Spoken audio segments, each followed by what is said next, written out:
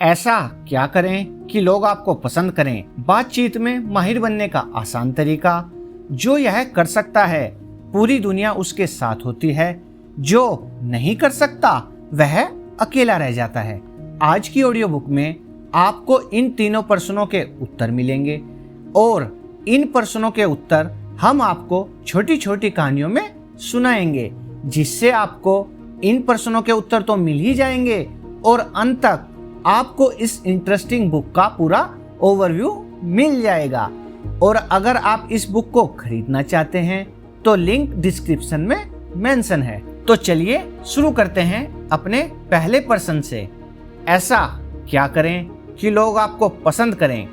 Dale Carnegie कहते हैं, मैं न्यूयॉर्क के 33 स्ट्रीट और 8th एवेन्यू के पोस्ट ऑफिस में एक पत्र रजिस्टर करने की लाइन में खड़ा था। मैंने देखा कि क्लर्क अपने काम से बोर हो चुका था। लिफाफे का वजन करना, स्टैंप देना, बदलाव करना, रसीद देना, वही काम जो साल दर साल वह करता आ रहा था। इसलिए मैंने अपने आप से कहा, मैं कुछ ऐसा करूंगा जिससे यह क्लर्क मुझे पसंद करेगा।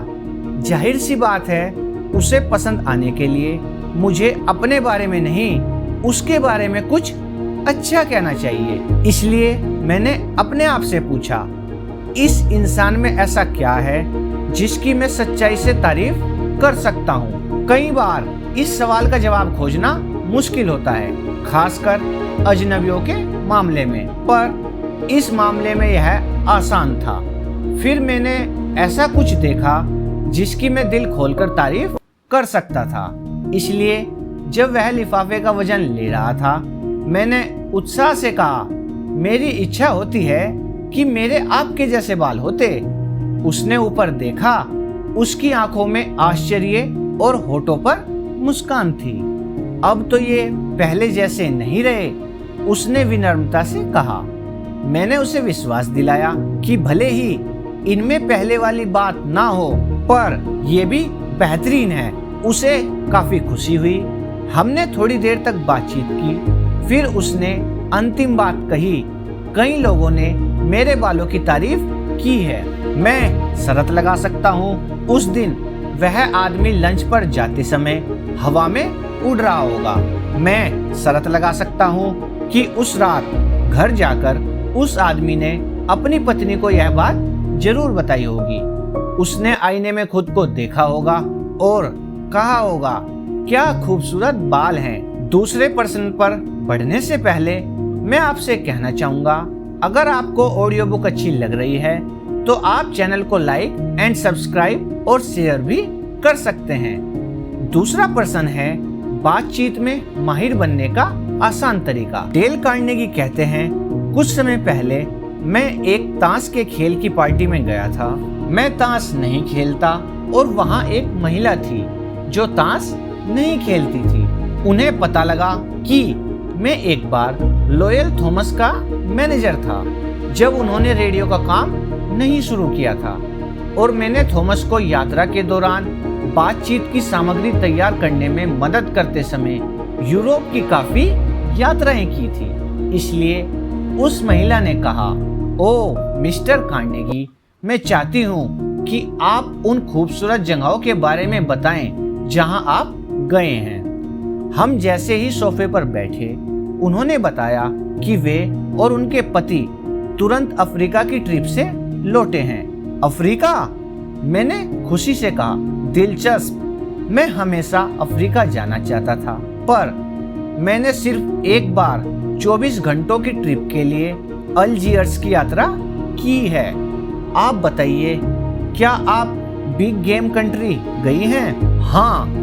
कितनी खुशकिस्मत हैं आप।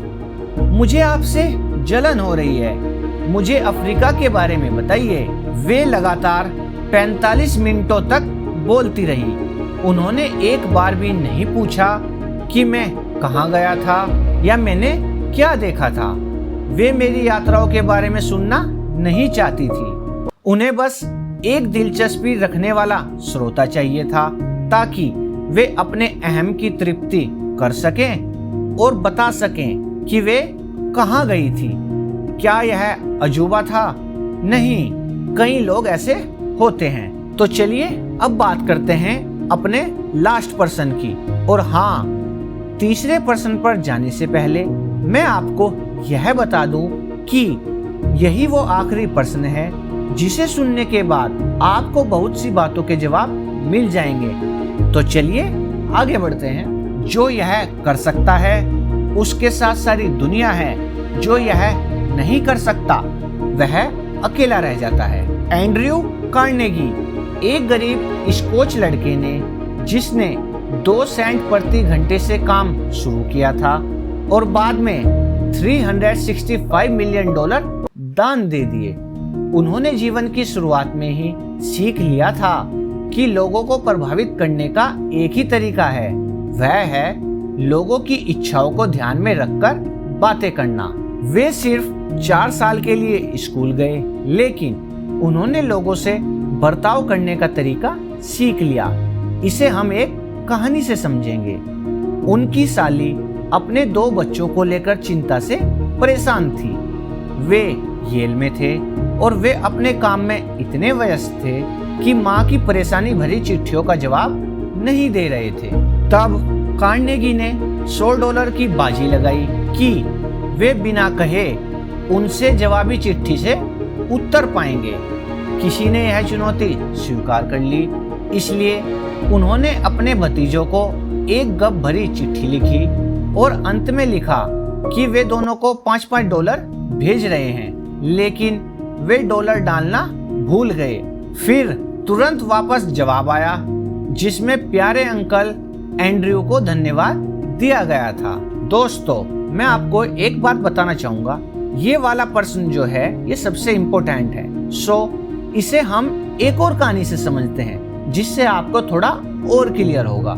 एंड्रयू कार्नेगी कहते हैं, एक बार मैंने लेक्चर देने के लिए हर मौसम में न्यूयॉर्क के होटल में 20 रात के लिए एक ग्रैंड बॉलरूम किराए पर लिया था। फिर एक मौसम की शुरुआत में मुझे अचानक सूचित किया गया कि मुझे 300 गुना ज्यादा किराया देना होगा। जब तक यह सूचना पहुंची तब तक सारी घोषणाएं हो चुकी थी और सारे टिकट भी बिक चुके थे। जाहिर है मैं बढ़े दाम नहीं देना चाहता था। उन्हें सिर्फ इस बात से मतलब था कि वे क्या चाहते थे। इसलिए कुछ दिनों बाद मैं मैनेजर से मिलने गया। मैं आपका पत्र पाकर चौंक गया। मैंने कहा, पर मैं आपको दोष नहीं देता। अगर मैं आपकी जगह होता तो मैं भी ऐसा ही पत्र लिखता। इस होटल के मैनेजर के रूप में आपको अधिक से अधिक लाभ कमाना है। अगर आप यह काम नहीं करेंगे तो आपको नौकरी से निकाल दिया जाएगा और निकालना भी चाहिए। अब एक कागज पर लिख डालिए कि दाम बढ़ाने से आपको क्या क्या फायदे और नुकसान होंगे। फिर मैंने एक कागज लिया और बीच में एक लाइन खींची। फिर एक हिस्से के ऊपर फायदे और दूसरे हिस्से के ऊपर नुकसान लिखा। मैंने फायदे के नीचे ये शब्द लिखे, फ्री बॉलरूम। फिर मैंने कहा, आपके पास डांस और सभाओं को किराए पर देने के लिए बॉलरूम फ्री होगा। यह एक बड़ा फायदा है क्योंकि इन चीजों से आपको लेक्चर से ज्यादा पैसे मिलेंगे। अगर मैंने अपने कोर्स के दौरान बॉलरूम को अपने अधिकार में रखा तो आपके फायदे का बिजनेस छूट जाएगा। अब नुकसानों के बारे में सोचिए। पहला तो यह है कि मुझसे अपनी कमाई बढ़ाने के चक्कर में आपकी कमाई घट जाएगी। दरअसल आपकी कमाई पूरी तरह खत्म हो जाएगी क्योंकि बढ़ा हुआ किराया मैं दे नहीं सकता। मुझे ये लेक्चर कहीं और आयोजित करने होंगे। आपको कुछ और नुकसान भी होंगे। इस तरह के लेक्चर शिक्षित और सुसंस्कृत लोगों को आपके होटल लेकर आएंगे। यह आपके लिए विज्ञापन का काम करेगा, है ना? अगर आप अखबारों में विज्ञापन छपवाने में $5000 खर्च करेंगे तो भी उतने लोगों को होटल नहीं ला पाएंगे जितने लोग मेरे लेक्चर सुनने आएंगे। इससे होटल पर काफी फर्क पड़ेगा, है या नहीं? बात करते वक्त मैंने ये दोनों नुकसान शीर्षक के नीचे लिख डाले और वह कागज मैनेजर को दे दिया। साथ में कहा, आप फायदों और नुकसान के बारे में अच्छी तरह सोचकर मुझे अपना जवाब सुना देना। मुझे अगले दिन एक पत्र मिला जिसमें यह कहा गया था कि किराया 300% के बदले सिर्फ 50% बढ़ाया जाएगा। यहाँ ऑथर कहते हैं, आप ध्यान दीजिए, मैंने यह काम अपने फायदे के बारे में बिना कुछ बोले कराया। मैं ये बातें करता रहा कि दूसरे इंसान को क्या चाहिए और उसे यह कैसे मिल सकता है।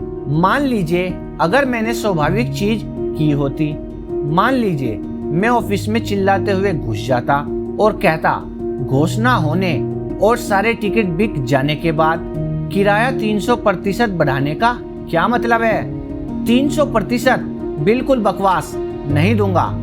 तब क्या होता? जमकर झगड़ा और बहस होती, और आपको पता है बहस का कैसे अंत होता है। अगर मैंने उसे यह समझा भी दिया होता कि वह गलत है, उसका अभिमान उसको झुकने से रोक देता। मानवीय संबंधों पर सबसे अच्छी दी गई सलाह यह है, अगर सफलता का कोई रहस्य है, हेनरी फोर्ड ने कहा था, तो वह है अपनी नजरों के साथ साथ दूसरे इंसान की नजरों से चीजों को देखना। दोस्तों, अगर आपको ये ऑडियो बुक अच्छी लगी तो कमेंट करिए, जल्द ही हम इसका सेकंड पार्ट भी लाएंगे। Thank you.